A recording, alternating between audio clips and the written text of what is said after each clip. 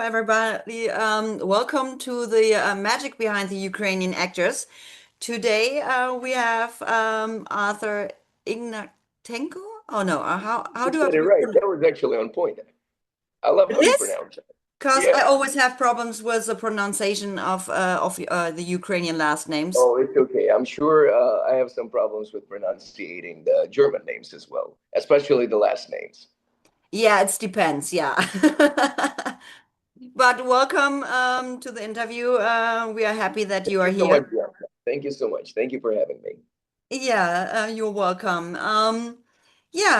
First we would like that you maybe introduce yourself so everyone don't know you maybe, or if they know you, they want to know, learn more about you. So please introduce yourself. Well, hi everyone. My name is Arthur Ignatenko. I'm an actor. I live in New York. Originally, I am from Ukraine. I went to Cambridge School of Visual and Performing Arts, and then I lived in the United States for altogether for 7 years. But most of my art is actually coming from Europe. So I shot most of my projects, uh, like vertical projects or telenovelas or dramatized me projects. I actually shot either in Ukraine or in Poland. Yeah. I mean, actually, I didn't found any verticals from you yet, but maybe you can help us out. Yeah, the closest to the vertical, I think that was our original plan. Right before the war started, we started shooting Saving Hearts. I Yeah. believe in the eyes of the company, of the producers, or like they wanted a vertical. It just the execution of it was like we did a great job, but it was just like not to the format of the vertical soap operas. How how Yeah. most of the audiences used to The see it. Saving Hearts show is yeah, you can see it on YouTube on Lovebusters. There are 11 episodes, and Arthur is in five of them. There's 11. I thought there's 11. 10. And they have 10, but there's another one, but they didn't wrote behind the name episode 11, but it's still the Saving Hearts. Really? And I I didn't guess see that. I gotta check it out. let me check my notes. I guess Okay, we can take it you later are after in we the finish. 11th. You are in the Okay. 11th. I guess it's called I broke the law to save the those I love. Oh wow. Okay. Okay. So yeah, you played there. I'm not sure. Are you a doctor or not yet in this episode? Initially, I was an intern. I don't think I made it to be a doctor. I don't think Albert Abowski was so good to become a doctor.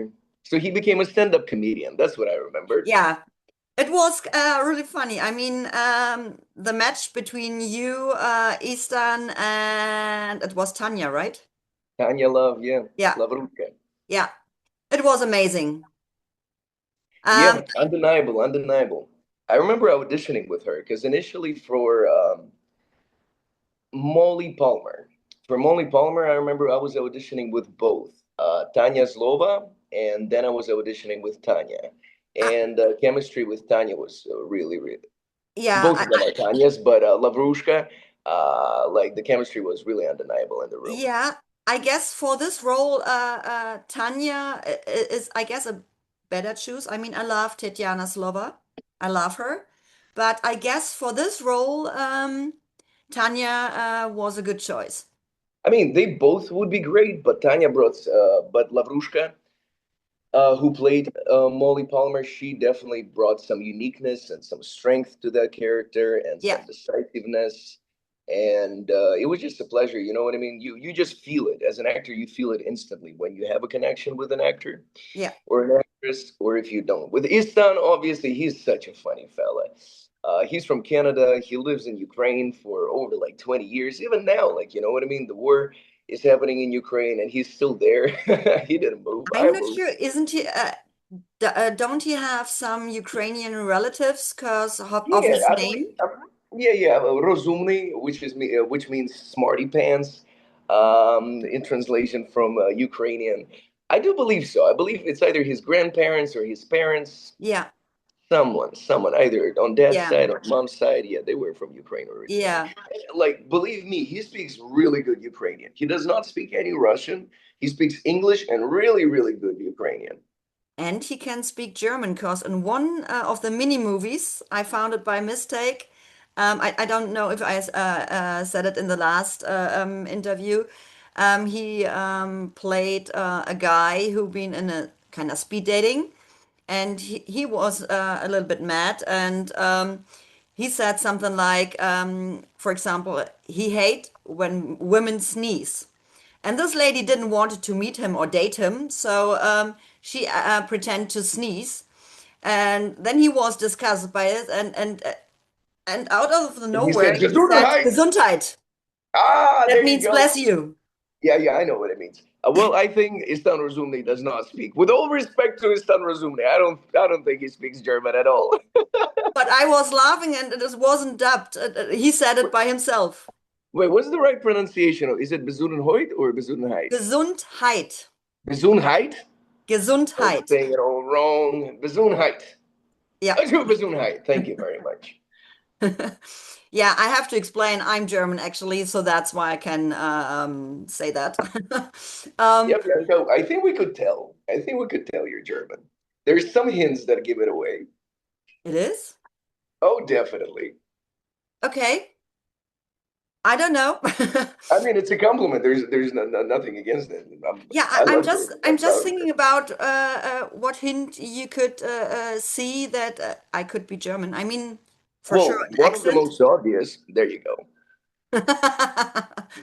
But it's yeah, that's I actually the way how I found the Ukrainian verticals because I immediately heard an Eastern European accent. I couldn't really locate this, so I started to Google it, and so I found the Ukrainian actors. I mean, yeah, that's some impressive research by you, to be honest. To being able to find the production and to the production where it's based and all the details. That's pretty Yeah, impressive digging. I have to explain myself. Actually, in November, we started for other Discord channel. We wanted to do the filmographies of all actors worldwide. And Mhm. so we started to research all the verticals and the actors and so on. And for the American actors or Australian actors, most of them have a page on IMDb. And maybe it's not always correct filled out, and sometimes something is missing, but most of them have something. But the Ukrainian actors mostly don't have a page like that. Or sometimes they have something and there are only Ukrainian movies on it or TV shows. So for the Ukrainian actors, it's much more difficult to find something and even find the names of the actors. But I must admit, all the Ukrainian actors and actresses with who I'm in contact, they are so kind and help me a lot because sometimes I just send them a picture and ask, who is it? And after 5 minutes, they sent me the Instagram account. So that's how we gained so fast. Yeah, it's a great community. It's a great Yeah. community. Well, the reason why not so many Ukrainian actors, again, like everybody has IMDb page nowadays, you just gotta pay for it to have like a professional look of your page with a picture and with your resume updated. You have to pay it. It's an annual fee that actors have to cover. And in Europe, like it does make you look more professional in the big picture when you have an IMDb page. But most of the like us in Ukraine or us in Eastern Europe, we have different. We have our own IMDb's. We have like Kinopoisk. We have a few others which I can't remember anymore because I don't live there. But yeah, that's Yeah. the reason behind it.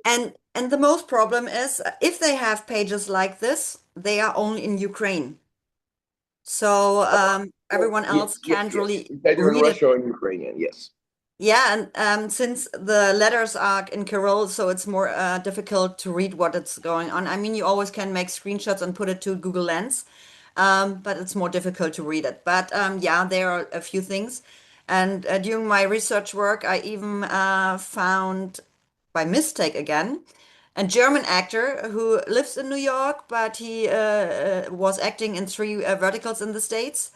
That because I just searched for Ukraine, who speaks Ukrainian, and he was shown. And I talked to him and I said, "You speak Ukrainian?" He said, "Yeah, I had to do it once for an audition." So just small Yeah, basics he learned. it, But it, it's it, funny how small the word much sometimes is. Now I'm switching to Yeah, German again. 100%.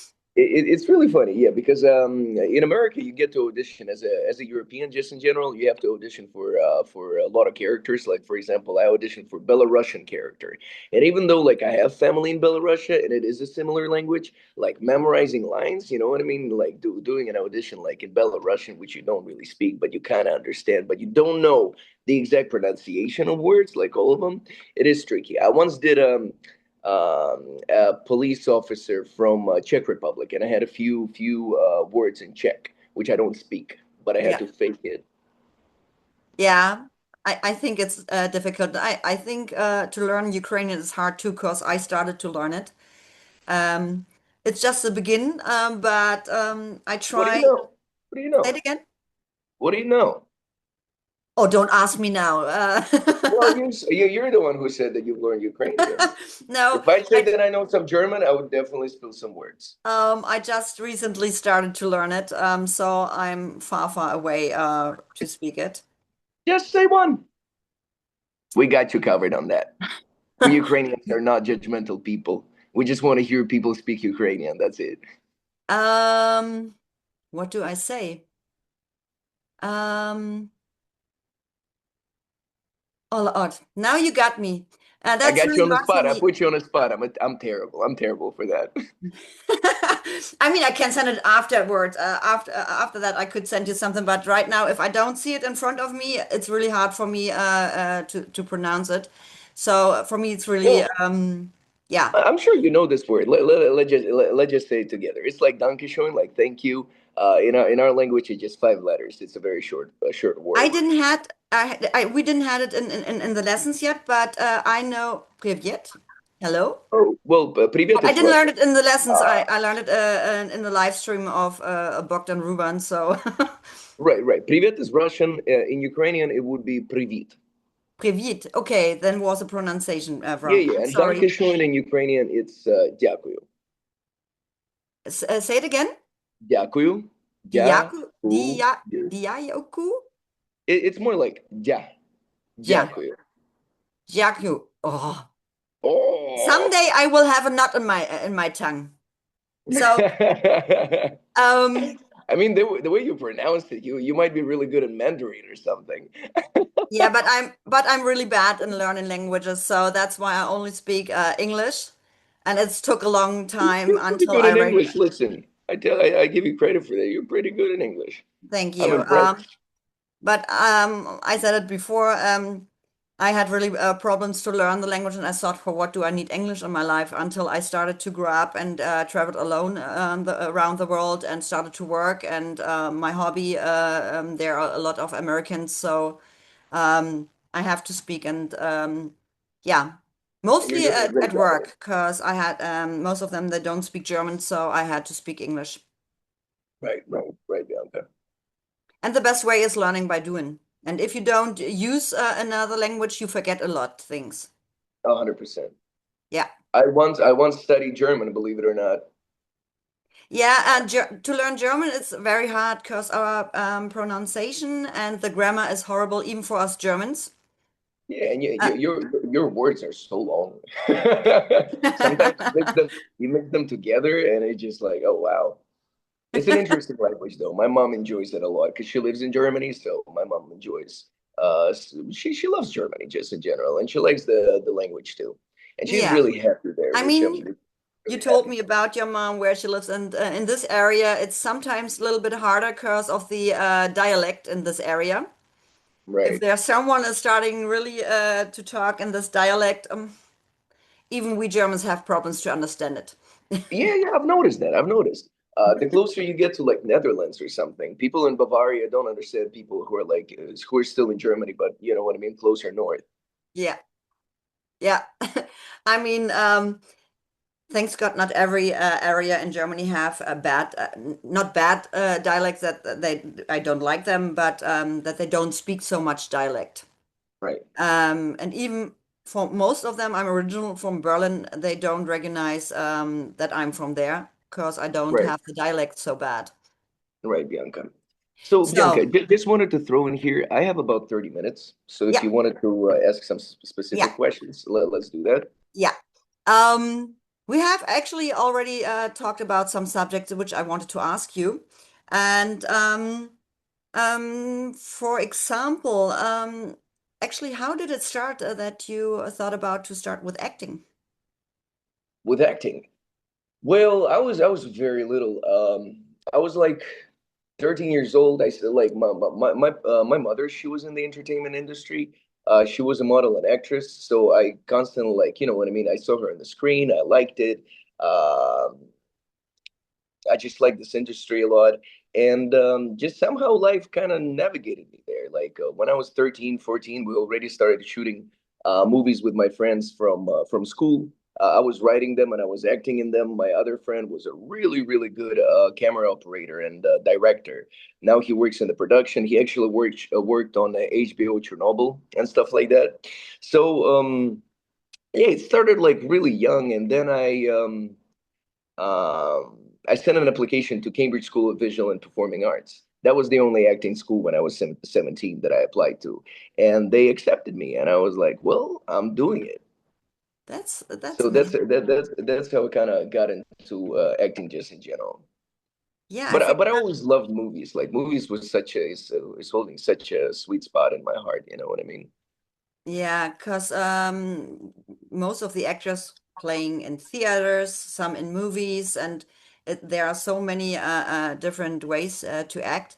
But Yeah, 100%. Well, yeah, in our industry, there's a lot of a lot of paths you can go. There's improv, which is a lot of fun. I was doing improv for 5 years of my life. Improv really develops your personality. You stop being shy. You stop being yeah, you stop taking yourself so seriously. You know what I mean? So yeah, it's a great way to enter the entertainment industry. There's obviously theater. This is something I started from. I started from doing Shakespeare. I started from doing Chekhov. I started from doing Bertolt Brecht, who's German, if I'm not mistaken. I did a play, The Good Soul of Sichuan by him, and I just read a few works of him. He wrote Galileo Galilei, which is a great play. He wrote Mother Courage, which is also a great play. And he wrote Shame and Misery of the Third Reich or something like that. I don't remember the name of it, but yeah, he has really good plays. He's actually a person I really started getting passionate about theater from. It was Bertolt Brecht. So kudos to Germany for producing a great playwright. yeah, we have there some good things. And you decided more to do TV shows or movies, so you prefer more to work in this branch, okay? Um, Yes. so if you are in the States, are you already into the vertical business or something like that, or not yet? Well, in the United States, I've been auditioning a lot for verticals. Yeah, I have not booked one yet. But right now, for example, right now, right after you, I'm going to be recording this one, this vertical. It's called Raising His Mistress's Child. Um, I'm auditioning for Justin. Yesterday, I auditioned for two verticals, but they're already in the trash can. So because I completed the auditions, so it's a lot of auditions. That's the thing about America, which not a lot of people like understand. America is overfilled with talent. So there's a talent of any ethnicity who's coming from either America, Canada, Latin America, Africa, Europe, Asia, wherever they're coming from. Most of the verticals that are being shot here are being shot by Asian companies, yeah, and it takes time for them to develop trust in, you know what I mean, for them to like trust you with the role. Because I speak with a lot of because obviously like verticals, it's something that feeds us. You know what I mean? The verticals give us constant work, and between two of us, Bianca, nobody else is listening, right? They pay yeah. good money. We are You know what I alone. mean? Yeah, they pay good money. So this is the way how we can A, practice our craft without paying it. B, trying on characters that we might have not played before in our lives, and C, make it visible to the audience and the people from the industry what kind of roles we can take on. So I do believe for those actors out there, I know a lot of like actors who are starting out, they don't like verticals. they just don't like it. They don't like doing them. It's But for me, it's always I'm like you don't get to choose. You know what I mean? Do yeah, but what comes to your way. I think, yeah, I mean, you can agree to it. That There's a big, huge difference between shooting a normal movie or a vertical, because verticals are mostly they shoot it only in 7 to 10 days. And it's for the format of the movie. That's why it's called vertical. It's made for all the cell phones to watch it on a cell phone, and that's something different. And usually you have more time to shoot something, and many people maybe don't want to do it in a fast way. And going to the next project and to the next project. That's what I learned about all the other actors, what I watched, or learned about them so far. And but I think verticals can be maybe a good start for someone who's starting with acting to get into it. 100%. Yeah. And I mean, Yeah. for some directors, it must be interesting if someone can learn so fast the script, can make the scenes while shooting so fast, and don't try to shoot one scene 25 times. They don't have the time for it. Most of So the people don't have time for that. TV shows are the same. Working in Europe, you don't have time for anything, so you do about like one, two, three takes, and you're moving on. It's only the feature films with a good budget that actually have time to schedule. Like for example, they can shoot one scene for 2 days or something like that. But for the most of the part, it's very fast. yeah, And it's also a lot of rewrites. I mean, on verticals, there's not so many rewrites because I do believe that verticals are being written in like one, two, maybe three drafts. But with TV shows, when somebody like really creative comes into play, they tend to rewrite scripts a lot of times. It's either for the time management because you know what I mean. We're running out of time and we got to sacrifice some of the scenes. So the director looks like how can we combine those scenes together and stuff like that. But with verticals, it's not like that. Verticals are really fast, very fast yeah. paced. That's amazing, actually, what those actors are able to do and how fast it's going. Um, Thank you. That's very kind for all the actors out there. yeah, that I mean, they really jumping from one project to the another, and that must be really hard. Um, I mean, that's what we strive for. yeah. Did you ever thought about beside acting, doing maybe to start to produce something or to write something or whatever position you can have in the business too, if you don't get a movie so fast? I mean, I've written projects and I've produced projects here in New York. I've produced a few short films, mini movies, how you call them, for Dramatize Me. I've written a few comedies. There was from Dramatize Me. There is also Funny X. It's the channel I've written 8 sketches for. I have a movie in development, Stalker, which I've written. So, like, the older you becoming, and the more experienced you're becoming in the industry that you're doing. Like for me, it's you know what I mean. It's quite easy to write to write a project. For some people from the business world, it's definitely harder. But even for me to like come in and produce a project, I work with people who are coming from the real estate business and stuff like that. They're business orientated, you know what I mean? And what I've learned, business orientated people are pretty good at counting money. But when it comes down to creative process of Yeah. like how the shoot is scheduled, like you know what I mean? What is producing a shoot? It's like finding location. It's finding the crew. It's finding the equipment. It's finding where we're gonna eat.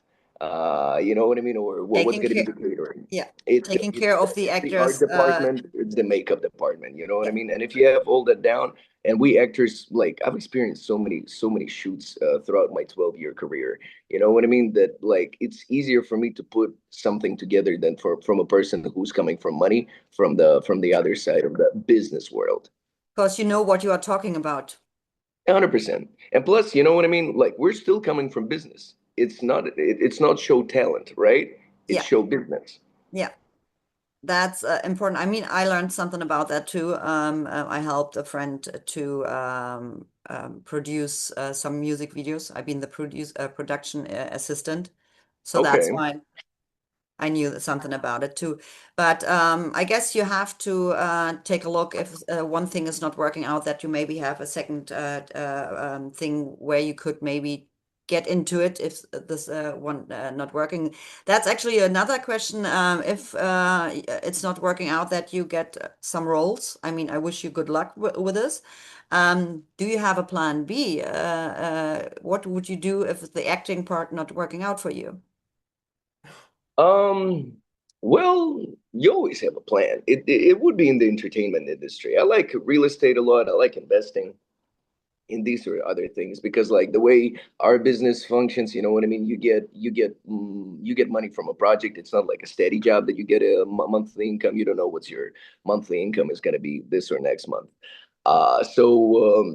You know what I mean? That's when investing or some, smart financial choices, that's when that comes into plan. um that just, you know what I mean, that's how you that's what it is to be in the entertainment industry. But Yeah. acting wise, like I put so much work into it, you know what I mean? And like my career, as I said, I've been doing it professionally for, well, okay, I lied. It's 12 years from like, you know what I mean? When I started making movies and stuff like that, it's really 10 years, like, as I've been like, when I went to school, let's put it this way, or 11 years since I went to school. And Your career is actually really interesting because there's years when you work as a, I'm sorry, I'm gonna say a better word, but you work as a motherfucker. Yeah. Like for example, right before the war started, we were shooting four projects in 3 months. You know what I mean? And it wasn't Dramatize Me. Dramatize Me was actual like more extra projects. I was like shooting TV shows and web series and stuff like that, which gets you really busy. And this is what you strive for, really. But that took like, you know what I mean, 3 years of working in Ukraine to like get to that level. Right now, like how I feel about my career, I still like get I'm still booking jobs. It's just like smaller projects, definitely smaller. So I do feel like it's a reset on the career, but that's like a thing, you know what I mean? You look at Travolta, you look at Mel Gibson, you look at all those like great, huge actors who've proven their worth through years. Their career, Alec Baldwin, their career is a roller coaster. You never know what's it gonna be. But I'm a strong believer that it will work out because I put so much money and so much time and effort into it. Money as well. That's a big part of it. And Yeah. Well, if there would be a plan B, it would always be with the movie making, really. Yeah. It's always the entertainment industry. That's what I've been doing it for so long, and that's what I'm kind of like good at, you know. So you just gotta keep, because you never know where the success is gonna come from. Obviously, every project that I write, if I'm gonna be doing it, I'm gonna be starring in it. You know what I mean? So that's one of Yeah. the approaches of creating work for yourself. The older you're becoming, you start, or the older you're becoming, the more opinionated you're becoming, right? The more you actually have opinions and interests and stuff like that in your life. That's when you choose that not all the projects you're passionate about that you're working on, you know what I mean? So you got to know what you're doing it for. It's either you're doing it for money, it's either you're doing it for the networking purposes, or it's either you're doing it for some opportunities that will come to you in your future. um but yeah, I'll be constantly creating work for myself. That sounds good. That's Yeah. actually the right attitude, that you don't give up and try and try. And maybe, I'm not sure, maybe someone sees this interview and says, okay, we need him. You never know. Well, that's the thing. Somebody's got to set the trend. You know what I mean? If in Ukraine, like some people wouldn't start, like some production companies, like Dramatize Me themselves. I mean, they're Mama Media, right? Amo Media, or like this other production, Triada, or this other production. Like I had like 3 or 4 productions in Ukraine that I was constantly working with, and that kind of sets the tone. Okay, this guy is working. You know what I mean? If those people believe in him, then we should believe in him. You know what Yeah. I mean? So that's what it kind of sets the Yeah. tone is here. But yeah, it's definitely harder to like, you know what I mean, start out, especially like once you're like, as I said, I spent a lot of time in this and I talked to a lot of people, and especially when you know what I mean. Mm, the way I'm gonna put it, it all takes time and it all takes balls. You know what I mean, to not quit and Yeah. get going. Yeah. Definitely. So, since you don't have that much time, I have actually only one question, and that is there anything about you what the people don't know yet, but you would like to tell us? Okay, that's actually a great question. Thank you for that, Bianca. Well, I'm a huge history nerd. I like history a lot. I like Roman Empire. That's probably I think of Roman Empire on a daily basis. My dream role would be to play Julius Caesar or Mark Antony, some stuff like that. Ooh, that excites me. Or a Greek god, a demigod. I'm just kidding. Maybe not. And I'm a huge horror fan. That's something I haven't gotten to do in my career yet. I believe I've done like one slasher when I was 21 years old in America in Los Angeles. But I would like to do better ones. You know what I mean? So like the projects that are right are a lot of most of them are horror. That's something I'm really passionate about, and that's something that not a lot of people know. But soon it will be more obvious. And the other thing would be I'm a huge fan of action movies. I'm really good with stunts, and I've been like an athlete all my life. I'm a rock climber, actually. I do rock climbing now. I don't know if you tried it. No. Yeah. It teaches you discipline in that sport, and it gives you a really strong grip. My hands are so strong We now. talked about that. Yeah, I said if I would try something like this, I would rip off all my fingers, not just the Yes, fingernails. yes, I remember. I remember you said that in our conversation, yeah, on Instagram. That No, was I really never did funny. this. But regarding stunts in cam on cam, I love those scenes. It's always like a choreography, and it's more difficult to just pretend to hit someone or to kick someone than to actually do it. It's like a Um, dance, you know? It just you learn choreo for a dance, you learn yeah, but choreo if you fight. want to hit someone and you have to stop right in time to don't hit the person for real, and I mean, you learn it something like that if you do a fight sport You at actually never practice. stop. You actually never stop. You have to cross their face. So for example, Yeah, if camera here, you're going like this. But yeah, there's I like know, I enough know. space in But between. if you don't go all the way, you still have to stop before you really hit someone. And you doing something like that, well, if you do in a fight sport as well in the practice, you'd never have a real fight always at practice, because oh hell no. And Yeah. I speak from So to some people experiences. in the fighting gym, they've never heard of that. They fight. I broke my Yeah, shoulder once on somebody. I can agree, and I did fight sport, and I did Krav Maga, and yeah, I Oh, Krav prefer Maga to is practice with my good. male teammates than with the ladies, because with the males I could kick and hit for real. Krav Maga is good. That's a real discipline, and you work out like the tiniest muscles there. Just like Yeah, it's and it's it's a defensive fighting sport. yeah, It's a yeah. defensive fighting sport, and I like it a lot. I mean, I didn't do it in a while, but I had to use it actually for a part-time job as well. So Hmm. I needed some fight sport experience for that job. So yeah, Yeah, I very loved it. interesting. Very interesting. Yeah, I could imagine. Yeah. So right now, like kind of my roadmap for the projects looks like in May I'm gonna be doing a stalker film that I've written and that I've written with a really talented actress from New York, and we're gonna shoot it in May. It's gonna be a 4 days of production. Mhm. After that, in June, I'm going for the theater production of The Women Who Cut, or Women Who Cut. That's an original work by Ariella Carnell. She's a really talented Brooklyn. Well, she's originally from California, but now she lives in Brooklyn. She's a really talented playwright.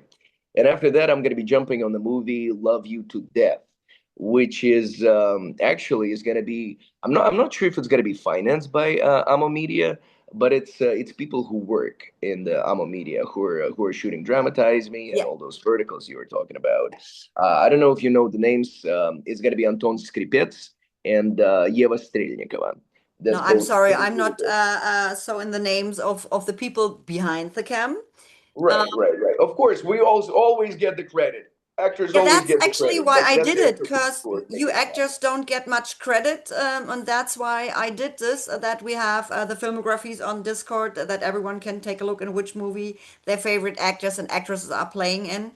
so you can find more about this person. Because most of the time you watch a vertical or a mini movie and say, hey, I like this actor or this actress, but who is this person? And Yeah. where can I see more of this person? So that's why I created that. Somebody's definitely got to do it for directors and DPs as well, operator people, because it's them who are making the magic happen. We're just there to receive all the credit.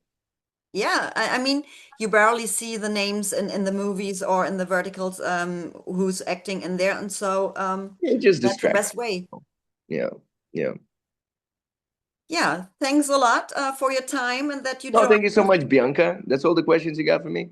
Yeah, Okay. I mean, you said you don't have that much time, and I don't want to keep you from your auditions because we want that you get some work to do and we want to Oh, see thank you so something. much. I appreciate that. And I hope you will have some verticals auditions soon where you get the role because we want to see that. Yeah, yeah, yeah. It's a lot of fun. Yeah, definitely. Because we all enjoy verticals and mini movies, and so many people love to watch it because um, it's entertainment pure, actually. It's really entertaining. Yes. It's really entertaining. The circumstances just keep worsening and worsening and worsening for the characters. Yeah, It's no brainer, so it's something you can watch and just relax. Yeah, that content is great. I'm honestly a big fan, and I'm not even, you know what I mean. I'm saying it honestly from my heart.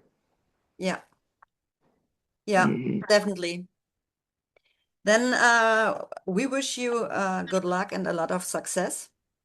Thank you so No much, matter if Bianca. I it's wish you. writing or acting. So Thank you so much, Bianca. I wish you're you welcome. success with your Discord channel and with your Instagram pages and everything you're doing. Thanks a lot. It's really inspiring and really great.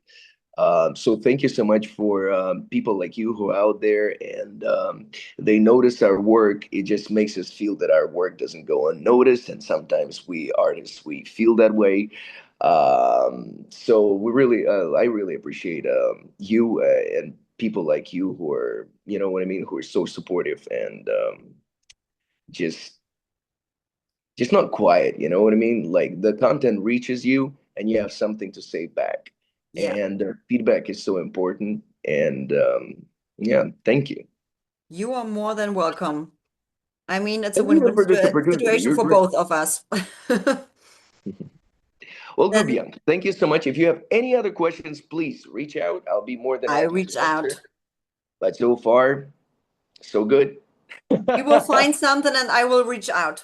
Hi, Bianca. Thank you Thanks so a much. lot. Thank you for Have a having me. good one.